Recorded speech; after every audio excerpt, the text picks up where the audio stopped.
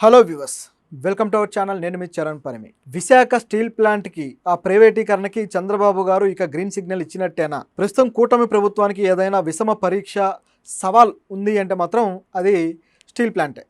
ఎందుకంటే స్టీల్ ప్లాంట్ని గత ప్రభుత్వం, ఎన్డీఏ ప్రభుత్వం ప్రైవేటీకరణ చేసి తీరాల్సిందే అని చెప్పేసి నిర్ణయం తీసుకున్నాక జీవో పాస్ చేసింది. ఆ తర్వాత స్టీల్ ప్లాంట్ ఉద్యోగులందరూ రోడ్డెక్కి ధర్నాలు చేయడాలు, నిరసన తెలియజేయడాలు. అందులో భాగంగా ఈ కూటమి ప్రభుత్వంలో ఉన్న జనసేన నాయకుడు పవన్ కళ్యాణ్ గారు కూడా వచ్చి రోడ్డు మీద కూర్చొని ధర్నా చేయడాలు ఈ విధంగా చేశాడు. సో ఆ తర్వాత మళ్ళీ వాళ్ళతోనే పొత్తు పెట్టుకొని మళ్ళీ వాళ్ళతోటే ముందుకు వెళ్ళడం ఇవన్నీ కూడా మనం చూసాం. సో రాజకీయంగా కొన్ని ఏ విధంగా తయారయ్యాయి అంటే పోరాటమే మళ్ళీ కలిసి దోస్తీనే అన్నట్టుగా అయిపోయింది పరిస్థితి ఇక్కడ. అయితే దీంట్లో పవన్ కళ్యాణ్ గారు ప్రశ్నించడానికే వచ్చారు. చివరికి ప్రశ్నిస్తూ రాజ్యాధికారం అయితే చేజిక్కించుకున్నాడు. కానీ ఈ ప్రైవేటీకరణల విషయంలో మాత్రం కేంద్ర ప్రభుత్వాన్ని ఏమీ ప్రశ్నించిన దాఖలాలు అయితే లేవు. అప్పుడు ఏదో కొంతవరకు హడావుడి చేశాడు. ఆ తర్వాత మోదీ గారు ఏపీ వచ్చినప్పుడు కూడా గో బ్యాక్ మోదీ అని చెప్పేసి బ్లాక్ ఫ్లాగ్స్ కానీ ఇవి పట్టుకొని నిరసనలు అయితే చాలా భారీ స్థాయిలో తెలియజేశారు విశాఖకు వచ్చినప్పుడు. అప్పుడు కూడా పవన్ కళ్యాణ్ గారు మద్దతుగా మాట్లాడినా సరే, ఇప్పుడైతే ఇంకా ఎటువంటి సౌండ్ చేయకుండా దానికి సంబంధించి ఏమాత్రం చర్యలు తీసుకోవడానికి ముందడుగైతే ప్రభుత్వం నుంచి పడలేదు. పవన్ కళ్యాణ్ గారు కూడా ఏ వ్యాఖ్యలు చేయలేదు. అయితే 2 నెలల క్రితం ఎప్పుడైతే ప్రభుత్వం ఏర్పడిన గట్టిగా 15-20 రోజులకు అనుకుంటాను, కుమారస్వామి గారు ఏపీకి విశాఖకు వచ్చినప్పుడు కేంద్ర గనుల శాఖ మంత్రి. సో వచ్చినప్పుడు ఆయనకి మొత్తం చూపించిన తర్వాత కుమారస్వామి గారి చేత ఒక స్టేట్మెంట్ అయితే ఇప్పించింది ప్రభుత్వం. ఆయన వాలంటరీగా ఇచ్చేనట్టు కనపడ్డా దాని వెనుక ఈ కూటమి ప్రభుత్వం చంద్రబాబు గారు ఉన్నారు అనేది అక్కడ స్ట్రాటజీ అంతా గమనించి చూస్తే అర్థమైపోద్ది. కుమారస్వామి ఏమన్నారంటే, ప్రైవేటీకరణ అనేది చేయట్లేదు, ప్రైవేటీకరణ ఊసేలేదు, విశాఖ అనేది ప్రైవేటీకరణ అవ్వదు, 45 రోజుల్లో అన్ని పరిస్థితులు సద్దుమణుగుతాయి, మొత్తం సెటరేట్ అయిపోతుంది అని చెప్పేసి కుమారస్వామి గారు అక్కడ స్టేట్మెంట్ ఇచ్చి మరీ వెళ్ళిపోయాడు వైజాగ్లో. అక్కడ ఉన్న కార్మికులని మిగతా వాళ్ళందరినీ కలవడం, ఉద్యోగులతో మాట్లాడడం, మంతనాలు ఇవన్నీ జరిగాయి. ఆ తర్వాత లోకేష్ గారు కూడా కుమారస్వామి చెప్పేశాడు ఇక జరగదు అంటూ ఆయన ట్విట్టర్లో పెద్ద పెద్ద హెడ్డింగులతోటి ఆయన ట్వీట్లు కూడా చేశాడు. సో ఇవన్నీ జరిగిన తర్వాత ప్రజలైతే కొంత ఊపిరి పీల్చుకున్నారు. కానీ డౌట్ అయితే అలాగే ఉంది. ఎందుకంటే కేంద్ర ప్రభుత్వం అంత ఈజీగా వెనకడుగు వేసే పరిస్థితి అయితే కాదు. అదేవిధంగా వాళ్ళని బెదిరించి భయపెట్టో బామాలో ఏదో రకంగా ఆపుకునే కెపాసిటీ ఈ ప్రభుత్వానికి కూడా లేదు, ఇప్పటికీ లేదు నిజం చెప్పాలంటే. సో ఇది పరిస్థితి. అయితే ఆయన చెప్పిన తరువాత ఈ 45 రోజులు గడిచిపోయాయి, ఇప్పుడు 3 నెలలు పూర్తవుతున్నాయి. సో ఇప్పుడు అసలు విషయాలు బయటకు వచ్చాయి. ఏంటంటే కొన్ని ఇప్పటిదాకా జరిగినవి గమనించి చూస్తే విశాఖకు సంబంధించి ఏమేమి జరిగాయనే చూద్దాం. అంటే ఎందుకు ప్రైవేటీకరణ జరుగుతుంది, దానికి ఎందుకు ప్రభుత్వం మద్దతు ఇస్తుంది అనే దానికి ఇది ఒక ఎగ్జాంపుల్గా మనం ఇప్పుడు మాట్లాడుతున్నాం.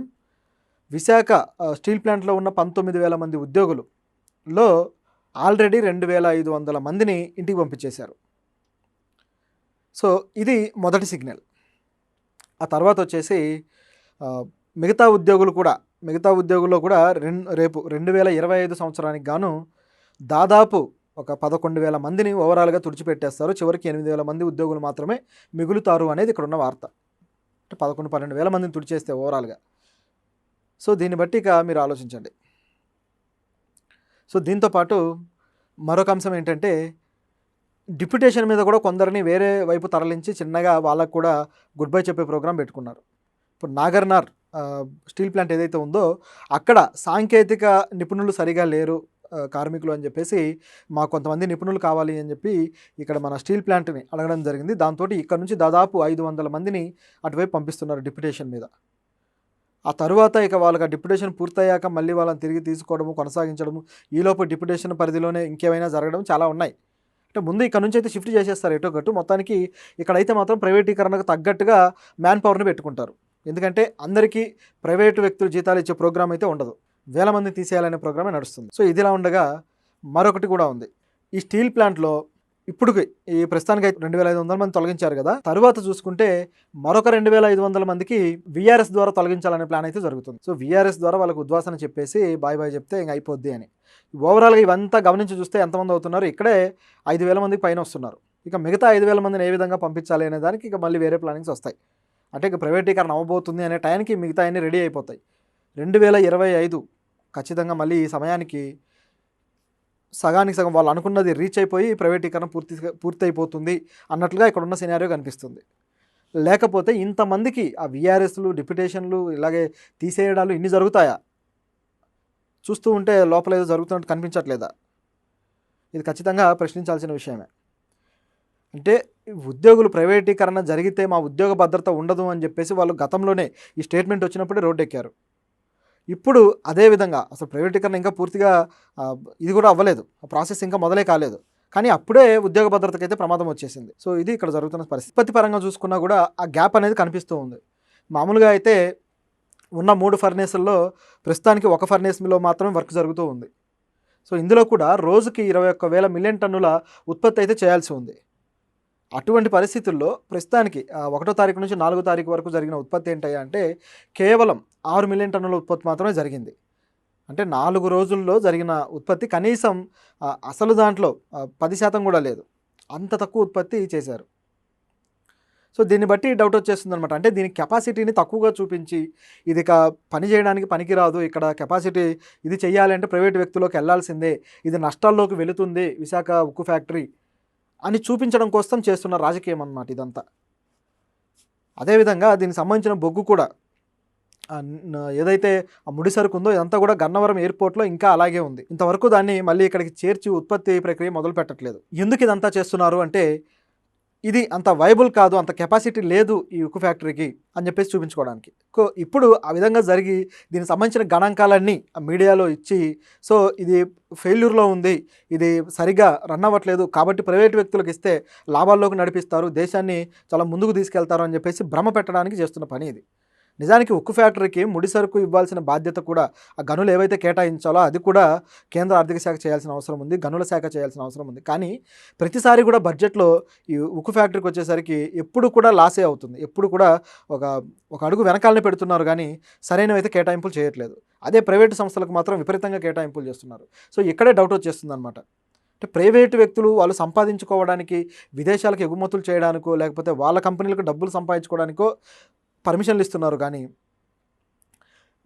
ఈ గవర్నమెంట్కి లాభాలు చేకూరుస్తూ ప్రభుత్వ సంస్థలు పనిచేస్తూ ఉంటే దానికి మాత్రం నిర్లక్ష్యం వహిస్తున్నారు. ఇప్పుడు మీరు సర్వీస్ ఓరియంటెడ్గా చేస్తే అందులో నష్టాలు వస్తే అది ఏదైనా చర్యలు తీసుకుంటే బాగుంటుంది. కానీ ఈ విశాఖ స్టీల్ ప్లాంట్ అనేది లాభాల్లో నడుస్తున్న సంస్థ, అంత లాభాల్లో నడిచి ప్రభుత్వానికి ధనాన్ని చేకూర్చి పెడుతూ ఉంటే దాన్ని ఎందుకు కుంటుపరిచేలా చేయడం, ఇది ఇక్కడ వచ్చిన ప్రశ్న. ఇందులో ఏవైతే కోల్ నిల్వలు ఉన్నాయో ఇవి వచ్చేసి 2 లక్షల టన్నుల కోల్ నిల్వలు. సో ఇదిలా ఉంటే వాళ్ళకు చేకూర్చాల్సినవి చేకూర్చకుండా ఆపితే ఇక ఉద్యోగులకు సంబంధించి చూసుకుంటే స్టీల్ ప్లాంట్లో చేస్తున్న ఉద్యోగులు వీళ్ళకి దాదాపు 6% జీతంలో కోత విధించారు. ఇది ఒక ఎగ్జాంపుల్. ఎందుకు కోత విధించారంటే పనిష్మెంట్ అనమాట. మీరు మా మీద గొంతెత్తుతారా, మీరు రోడ్డు మీదకి వచ్చి మా మీద ధర్నాలు చేసి ప్రభుత్వాన్ని తప్పుపడతారా అని చెప్పేసి శిక్ష అనమాట. సో ఈ 6% కోత వల్ల వాళ్ళు ఏ విధంగా నష్టపోతారనేది క్లియర్గా కనిపిస్తూనే ఉంది. సో వాళ్ళే రాజీనామాలు చేయడానికి ఇలాంటి పని చేస్తున్నారేమో అనిపిస్తుంది. సో ఇదిలా ఉంటే ఉద్యోగులకు సంబంధించి కూడా ఉద్యోగులకు సంబంధించి వాళ్ళ కేవలం 40 పైసలు మాత్రమే వసూలు చేసే వసూలు ఉంటే దాన్ని ఇప్పుడు దాదాపు 8 రూపాయల దాకా పెంచారు ఆ వసూళ్లు కూడా. సో ఈ పరిణామాలన్నీ జరిగిన తర్వాత ఇక దీని మీద ఏపీఈపీడీసీఎల్ ఏం చేసిందంటే యాజమాన్యానికి ఒక లేఖ రాసింది. సో ఇలాంటివన్నీ జరుగుతూ ఉన్నాయి, దీని మీద చర్యలేవి అని చెప్పేసి ఒక లేఖ రాసి ఈ సమస్యలన్నీ ముందు పెట్టింది. 19,000 మందిలో అనేక ఉద్యోగులను తొలగించి చివరికి 12,500 మంది ఉద్యోగుల్ని ఉంచారు. ఈ ఏడాది చివరికి మళ్ళీ 1,400 మంది ఉద్యోగులు రిటైర్మెంట్ అవ్వబోతున్నారు.